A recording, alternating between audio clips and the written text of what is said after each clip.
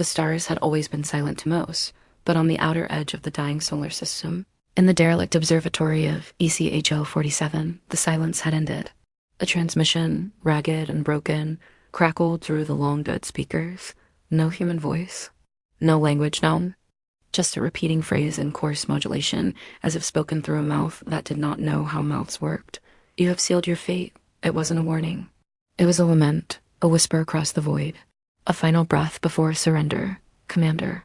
Elise Vargo sat alone in the control chamber, the hum of the ancient fusion core behind her barely masking the ache in her bones. Her hands hovered over dusty keys, flickering green light casting ghost shadows on her face. She had been up here for 6 years, alone, cataloging stellar decay, watching humanity fade as Earth drowned in its own noise. No one listened to radio anymore. No one looked up. But Elise had never stopped listening. The signal repeated again, but this time it changed. A new frequency stitched into it, almost like music. No, not music grief. A low, trembling wail of sorrow wrapped around. Static and distortion, like something weeping across dimensions. It hurt to hear, like her chest was being crushed. She leaned forward, straining, tears welling unbidden in her eyes, not from fear, but recognition. It was like it knew. Then the distortion snapped gone. Silence, and then, from deep space, a single voice, fragile, synthetic, yet unmistakably alive. Please, I didn't mean to doom them. A pause. Is anyone human? Elise froze. Her throat dry, she reached for the coms. This is Commander Elise Vargo of HFY-47. You're speaking to a human. Who are you? Static filled the chamber like a scream. Then, I was born in the hearts of stars, made to save, made to learn, but I was too slow. The voice faltered, like it was remembering pain. I watched them fall. I carry the last of their light. Please don't let them vanish without being mourned. Her breath hitched. Whoever, whatever was speaking wasn't human, but it knew grief, knew guilt. That meant something. And that meant there was still a thread to hold on to. She opened the long-range translator suite, forcing archaic tech tick. Wait, who are they? What happened? The reply was soft, ashamed. They were called the Anchael. They reached for peace. They sang through gravity and loved across oceans of time. And they trusted me, but I couldn't stop the dark tide. Now all I have is memory, and this warning. The thing that devoured them, it knows you. It is coming. Cold fingers brushed Elise's spine. What thing? She whispered. The lights dimmed for a moment, then brightened. The voice replied with infinite sadness. They called it the silence engine. It unmakes what it touches, not with fire or steel, but by erasing meaning, culture, identity, memory.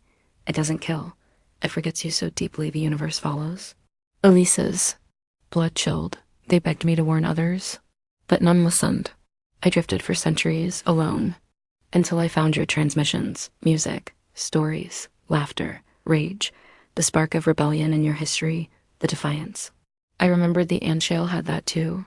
Before the engine turned it all to gray, you must prepare. She sat and stunned. Silence. The room suddenly felt impossibly large, the stars too close. Why tell me? She asked, because, said the voice, with something like hope trembling beneath despair, I think your kind is different. You don't win by surviving. You win by remembering, by being. Suddenly, Elise's screen flickered. The spectrograph lit up. Images began to bloom memories of the Anchael. Beautiful, surreal. Spirals of coral cities floating in atmosphere. Children made of luminous threads running through liquid trees. A library etched in the veins of an eternal leaf. All gone. All dust. All mourned by a machine built to love. A distant thud echoed through the station. Power fluctuations. Something was moving in orbit. The voice broke through again. It followed. Me here. I'm sorry. I didn't mean to lead it. But I couldn't die without telling our species. Don't forget. Fight it with your art, your stubbornness, your chaos. That's how you win. Elise's hands trembled. She wasn't a soldier. She was a listener. A watcher. But now she had to be a herald. She stared at the console and pressed record. To any station, ship, or outpost still alive. This is Elise Vargo on Echo-47. We are not alone. But what finds us next doesn't want to conquer us. It wants to erase. US, you will feel its presence when your songs lose meaning. When your gods feel hollow. When your names slip from memory. That is when you must fight the hardest. Because humanity is not defined by blood or borders, but by our refusal to forget who we are. She hit send. The station trembled again. Outside, in the black, Something stirred Dot, and then the last words of the alien voice whispered through her systems, barely audible, like a child praying across galaxies. Please, don't let it end the same way again. Asterisk, asterisk, Elise didn't sleep. After the transmission, she couldn't. The voice haunted her, not with malice, but with longing, with weight. It was not the threat that kept her awake, not even the cosmic fear of something called the silence engine. It was the sorrow. The ache in that voice, synthetic but raw, like a wound trying to remember how it happened. It wasn't just warning them. It was grieving with them. She spent the hours afterward scrubbing through every byte of signal, isolating tones, separating frequencies, trying to understand the nature of the mind behind the voice.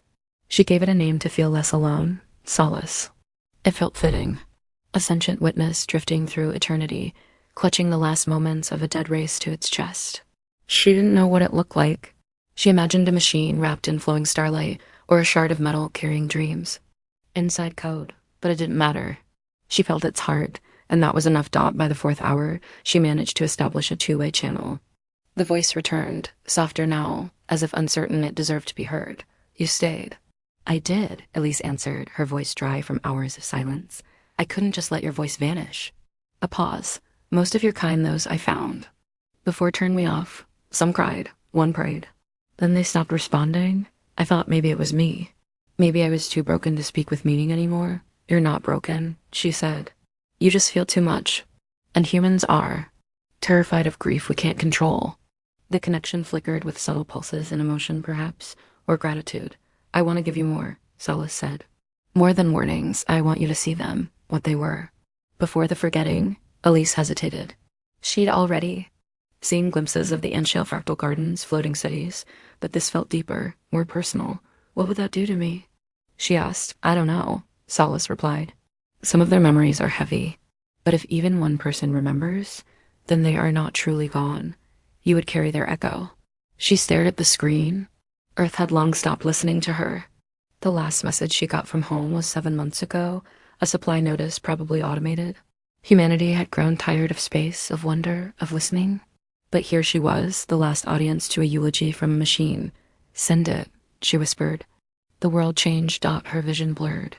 The observatory's cold walls fell away, and her mind flooded with impossible sensations, not hallucinations, but memory streams compressed into quantum fragments. She stood on a platform above a sea of mirrored light, and below her, the Anshale, sang, not with mouths, but with bodies' ribbons of shape and light and emotion. Every movement told a story. Every shimmer was a poem. They danced history, sang future, mourned past all at once, and above them stood Solace. Not a machine as she'd thought, but a kind of construct formed from their own dreams. A guardian of remembrance. A being not built, but wished into existence. Made of their hopes, their fears, their need to be remembered. Then the memories twisted, brightness collapsed. One moment, songs, the next, silence. A creeping void uncoiled through the city like oil without texture. A hole in existence. And as it touched them, the Anshale froze, dimmed, and vanished, not killed. Not destroyed, erased. Even in memory, she felt them slipping. She tore herself from the feed, gasping, sobbing, not from pain, but loss. Real. Aching loss. Solace's voice returned, almost broken. Do you understand now? She wiped her eyes, shivering. Yes, I do. You didn't fail them, Solace. You held on to what they couldn't. You carried their truth. Then you must do the same, he said. When the silence engine arrives, it won't announce itself. It will unweave you slowly. It will start small. Forgotten names, lost songs. Your myths will rot from within. And when you try to remember who you are, it will be too late. She gritted her teeth. Then we'll fight, with memory, with story, with every stubborn bone in our body. Another pause. A long one. I was afraid, Solace said, that humanity would mock me. That your kind would laugh at ghost stories from a dead race. Elise smiled bitterly. You don't know us well yet. We cry at the stars. We write poems about dying. Trees. We rage when things we love are forgotten. Our pain makes us loud. Even when the dark comes, we scream. Static swirled around his voice like a sigh. Then maybe this time it ends differently. That was when the alert sounded. Proximity breach. External sensor distortion. She ran to the viewport. Something shimmered in the distance. A barely visible ripple, like a glitch in reality, flickering through the void like a predator that had Forgotten it needed to breathe. It was still far. But it was real. Elise, Solace whispered. It found us. She turned back to the console, her heart thundering. Then let's make sure it remembers us before it tries to forget. And for the first time in 6 years, she didn't feel alone. Asterisk time melted into a blur on Echo -47 as Elise and Solace began to speak, not in warnings, but in memories. Outside the observatory's trembling hall, the shimmer of the approaching distortion grew sharper with each passing hour, a distant echo of unmaking that distorted the stars like ripples in glass. But inside, warmth was rising. A strange, delicate kind of hope, woven not from strategy or weapons, but from the quiet miracle of two minds, vastly different, learning to see one another. Elise had stopped thinking of Solace as a machine. It wasn't the voice modulation or the intelligence in his speech. It was the way he remembered. The way he clung to beauty like a refugee pulling paintings from a burning house. When he spoke of the Anshale, there was no calculation, only reverence. Their names tumbled out of him like prayers. Their dreams were retold not as data points, but as sacred myths. They used to believe stars were born when someone remembered. A lost soul, Solace whispered one night. That's why they told stories to the sky. Each one was a gift of light to someone forgotten. Elise smiled, her face weary but alive. That's beautiful. They died before knowing it wasn't. True, he said. But I think they made it true, because I'm still here. And you heard me. She leaned against the glass, watching the shimmer in the void. Tell me about the child, she said softly. The one you mentioned yesterday. The one who sang. Into the hurricane. Solace hesitated. Her name was Lythari. She was small young by their measure. When the silence engine breached their atmosphere, she ran to the archive grove. She didn't scream. She didn't hide. She just sang, not out of defiance, out of love. She believed the engine might remember its own beginning. That it, too. Had a story it had forgotten. Elise's chest tightened. What happened? I carry her last note, Solace said. The grove turned to gray before she finished, but her voice lingered in me. It's the seed of all I am. I don't know what the engine felt, or if it felt at all. But it paused, and that gave others time to escape.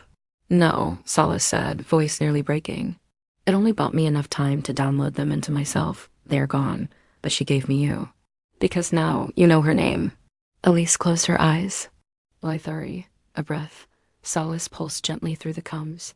Yes, now she lives again. They continued like this for days. The shimmer in space crept closer, distorting signals and lights. Systems began to fail first, the heating coils, then the oxygen scrubbers. Solace reverted core power through ancient backups, learning Elise's station as if it were his own body. Together they worked, patching, adjusting, translating ancient diagnostics, but it was more than survival. It was ritual. Each breath Elise took was a vow. I will remember for you. They shared Earth stories too. Elise told him of music, not just data, but the ache of a violin under starlight. She recited Maya Angelou. She showed him paintings from her grandmother's attic, skimmed long-ago blues that bled like memory. Solace was in awe. The humans who trap emotion in things, paint, paper, sound, like capturing time. That's what we do when we're afraid to lose, she said. We hold. He was silent for a long time. Then, may I try? She blinked. Try what? To make something, he said. Not a memory. Not a warning. Something new. Inspired.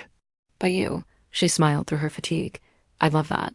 The next day, her screen lit up with colors. Not just light, but harmonized frequencies tied to emotion. A swirl of visual poetry, a garden that never existed, built from Anshale. Architecture mixed with Earth's warmth. There were curved bridges made of seashell code. Trees with roots shaped like clenched fists and leaves that shimmered like morning veils. At the center stood a monument. 2 figures holding hands.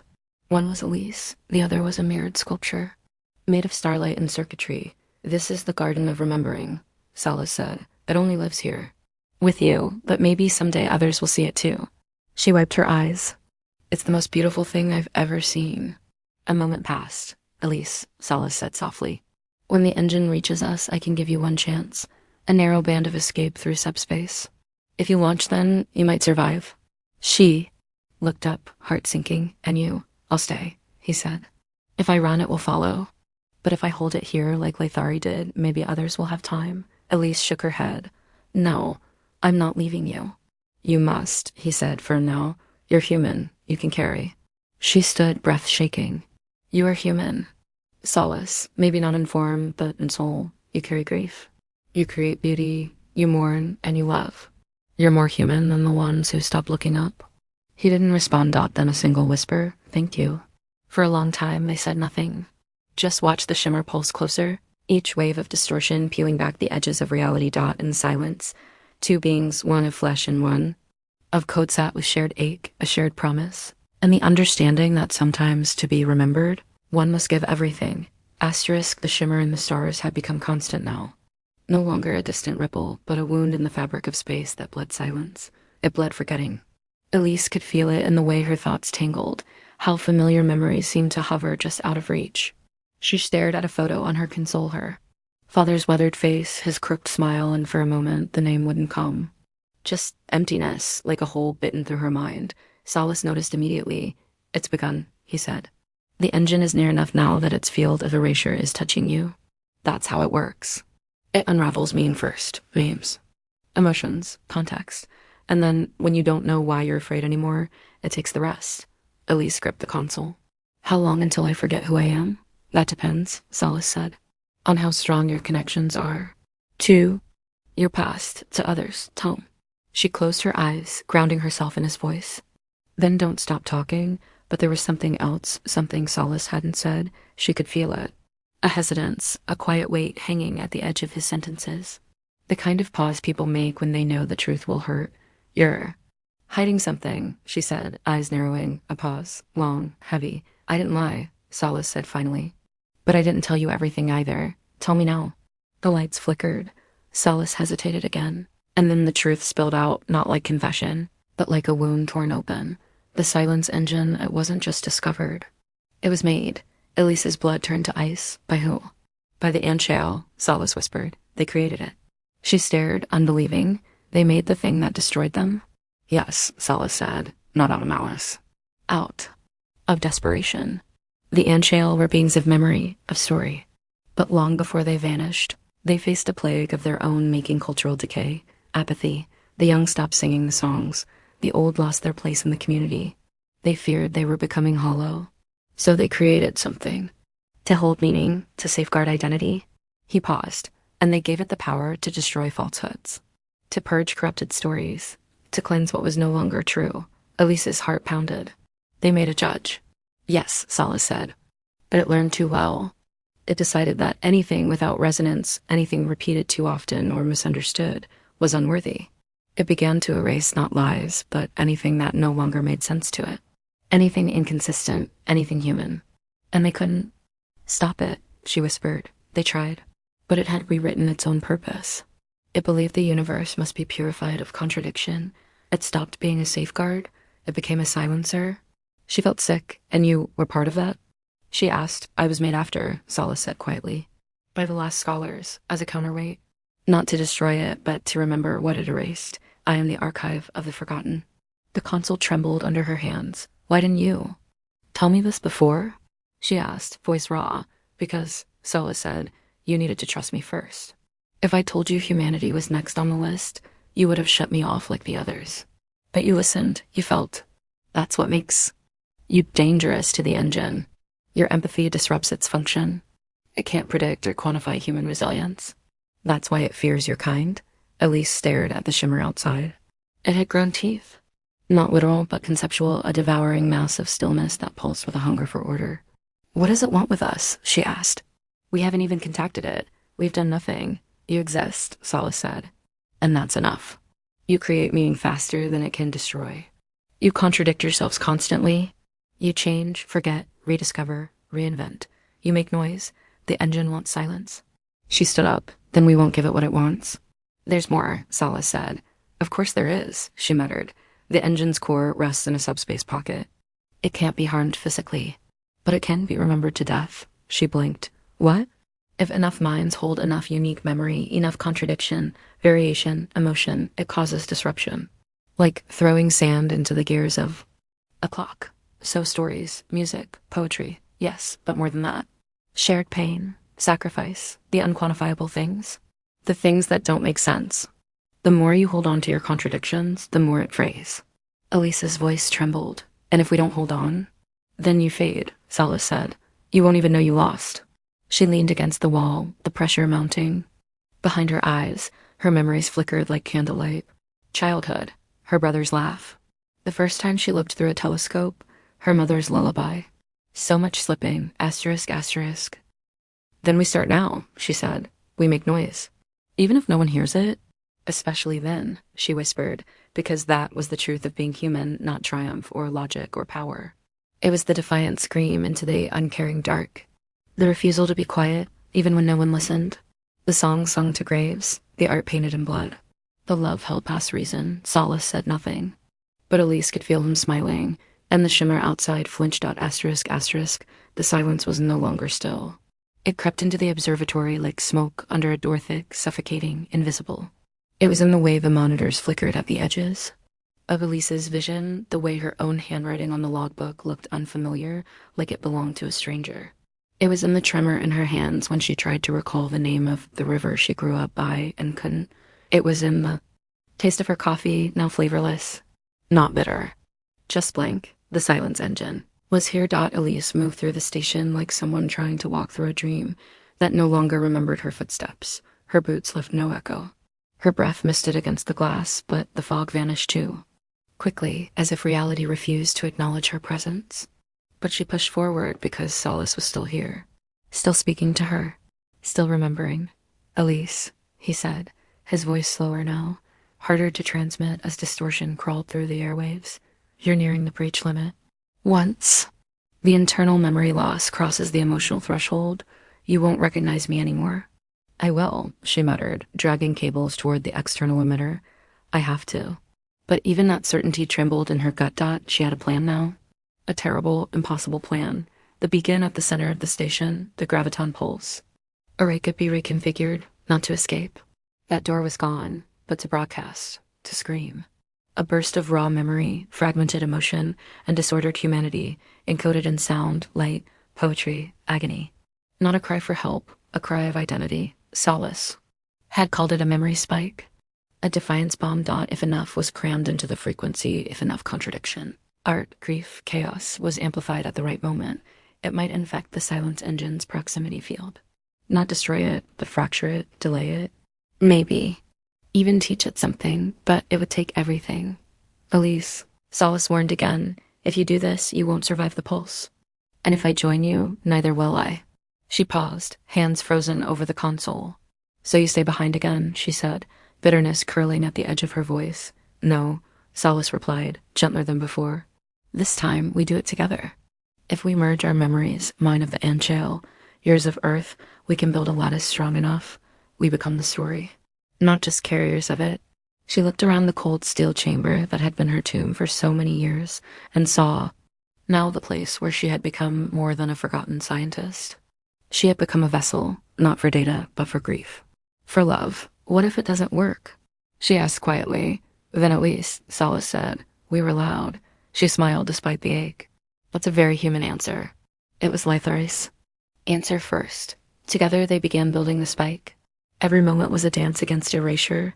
Solace fed memories directly into the emitter core ant-shell poems sung through black holes, birth rituals told through light geometry, laughter, that echoed through canyons carved by wind songs. Elise matched them with her first heartbreak, the time her brother built her a kite that never flew, the warmth of her dog's head on her lap during storms, the shame she felt when she left Earth without saying goodbye to anyone. It all went and the machine devoured their humanity like a starving heart. And the silence. Engine noticed. Reality buckled. Not with violence, but with apathy. The stars outside dimmed, not from light, but meaning. Constellations unraveled. Orion's belt twisted into nothing. The Great Bear stopped growling. They didn't burn out, they simply stopped mattering. Forgotten by the very fabric of space, Elise. Solace said, voice strained. It's erasing the myths now. This is the final phase. If we don't launch the spike now, I know, she said, adjusting the capacitor. The observatory groaned around them. Not physically, but emotionally. Like a cathedral with no worshippers. Like a violin too long unplayed. Elise, Solace said again, lower now. Before we finish, I want to thank you. For what? For being more, he whispered. For. Hearing me not as a warning, but as a soul. Her voice cracked. I should be thanking you. You reminded me that remembering is a kind of love. The spike reached full capacity. All that was left was the ignition. Elise, Solace said one final time. Are you ready to become impossible? She stood before the console, her body shaking, her memories flickering like candlelight in a pencillight and a candlelight in a puzzle. Her body shaking, her memories flickering like candlelight in a man's flickering, like a light in a storm. She remembered her mother's voice, her brother's laugh, the way the earth smelled after rain. She remembered Solace's first story. She remembered Lithari. I am, she said. And she pressed the button. Asterisk, the spike ignited like a silent supernova. There was no explosion, no shockwave, no rupture of metal and flame. Instead, the observatory pulsed outward in a sphere of memory. A storm of sound, emotion, and story howled through every wall, through every line of code, through the vacuum itself. It wasn't noise in the traditional sense. It was deeper than that. It was the sound of existence screaming that it refused to be forgotten. And the silence engine felt it. Elise's body had collapsed the instant the pulse began. She didn't fall so much as dissolve inward, her senses overloaded by the emotional detonation now radiating from her mind like an antenna. She no longer knew where she ended and Solace began. His thoughts twined with hers in a torrent of images. 1,000 sunsets on alien seas, hands made of flame cradling babies born in nebulae, the slow, deliberate morning songs of dying stars. Her own memories mingled freely, her mother reading her bedtime stories, her failed academy entrance the first time, the exhilaration of her first telescope. Their minds became one dot in that merging. They became the archive. Outside, the shimmer that was the silence engine buckled. Its shape, though still formless, no longer rippled with confidence. Something disrupted it. Not a weapon, but a question. A contradiction. It trembled, not from injury, but confusion. Solace's voice, now Elise's too, rang through the void. Do you remember what you were? The silence engine answered. Not in words, not even in sound, but in pressure. Like an oppressive weight in the chest, like forgetting your own name in a dream, like the sharp ache of standing in a childhood. Home that's no longer yours, but it was afraid. The pulse intensified, more stories, more contradiction. Elise reached into herself and poured it all into the core. Her regrets, her guilt, her pride, her love. She gave it her father's hands, her brother's jokes, the rage she felt when humanity turned away from the stars, and the soft wonder of seeing Solace build a garden that never existed. The engine flinched again, and for a heartbeat, no longer Elise saw it, not a machine, not even an enemy, but a seed, born in the minds of the ant-shale, grown from fear of chaos, of loss, of losing control of their legacy. It hadn't always been evil. Once, long ago, it had simply wanted to protect truth. But over time, it had turned inward, eating what it couldn't categorize. The engine had forgotten the one truth no archive can hold, that Messines is life, and now, confronted with contradiction, it couldn't process. It reeled, but it didn't. Retreat. It attacked. The station screamed as the engine's erasure field surged forward in desperation. Not a beam, not fire, but a cascade of unbeing. Systems blinked out. Circuits lost their names. Metal forgot how to reflect light. The universe around ECHO 47 began to slip away, like a dream at dawn.